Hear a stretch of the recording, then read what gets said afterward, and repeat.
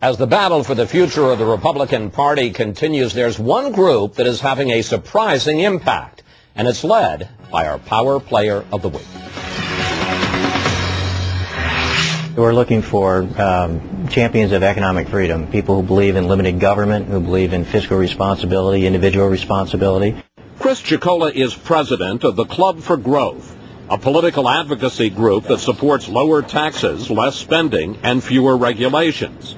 But what gives the group clout is its ability to get its 40,000 members to back candidates the club endorses. We kind of act like a good housekeeping seal of approval for conservative, pro-growth, free market-oriented candidates. And so our members respond. You're not looking for someone who fudges the differences. We're not looking for people who stick their finger up in the wind and try to determine what's popular. During the 2008 election cycle, the club raised $24 million for politicians and issue ads. But it was the $1 million it spent for a special election this month in upstate New York that shook Washington.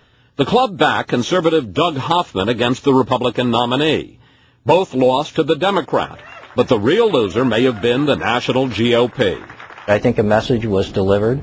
And I think that there was some things that came out of that investment that were great. The Republican Senate Campaign Committee announced it will stop endorsing candidates in primaries, leaving the choice to voters. Do you think that the party establishment here in Washington is out of touch with the real grassroots feeling around the country? I'm not sure that the Republicans have learned the lessons of 2006 and 2008 yet. They're really looking for people that they think can win rather than people that stand for something, and I think really reflect the mood of the voters today. Case in point, the Florida Senate race.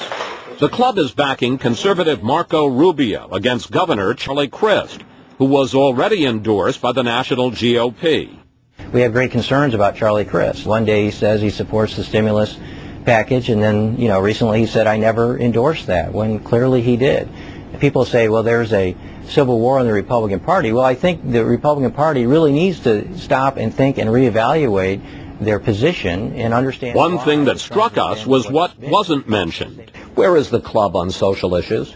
We don't get involved in social issues at all. That's not our focus. It's not a litmus test. Abortion?